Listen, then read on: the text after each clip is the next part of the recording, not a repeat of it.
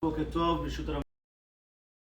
brought down Maran and Siman Resamech Sivbet to do with the entire concept that when it's going to be close to the nighttime, what happens is that a person is going to come and he's going to have to say B'lashon Raka. He has to say it in a soft voice. He frashtim chala, whether they actually took off maaser, whether he separated chala, and then he's going to tell them aliko taner. So yesterday we brought down the Ben Ishchai, the Ben Yoda, that when it says in the Gemara that you have to say this benachat, the nachat is actually the Rashi Tevot of these three things as well. Now that's on the Ben Yoda, they're on the Gemara Masechet Shabbat.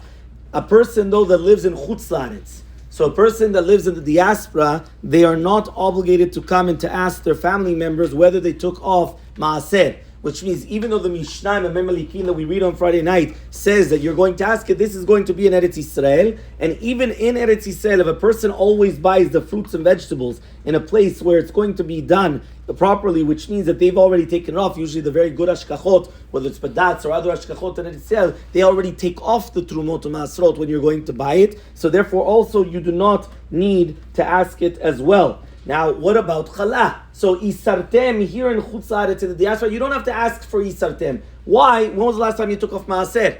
Right? You don't need to take off the maaser. Obviously, if you're going to buy something from Israel and then they imported it and they don't know exactly whether you took off or not, that's something different. But usually, the majority of the produce that we receive, you don't have that problem, and therefore you don't have to ask your family members. But what about a chala? At the end of the day, chala we do. So he comes and he says, chala, even in Chutz La'aretz, even though it's the Rabbanan and not Doraita like in Eretz Yisrael, you're still obligated to come and to ask your family members. However, though he comes and he does bring down, if you always buy it from a bakery, and therefore the bakery, they're the ones that are taking care of it, so therefore what happens is, again, you do not need to ask your family members. And then he says that even in Chutz La'aretz, if it is that you're not going to ask your family members, you do have what to rely on if you don't ask. But it's still better to come and to ask your family members, did you take off the chala? That's very, very important. Right? The same halacha would apply to the eruv. Eruv tchemun, eruv chetzerot, if we do not usually do it, which that's the case here in Miami, because obviously there's an eruv around, and we don't have to do those things. So therefore, again, you do not need to ask your family members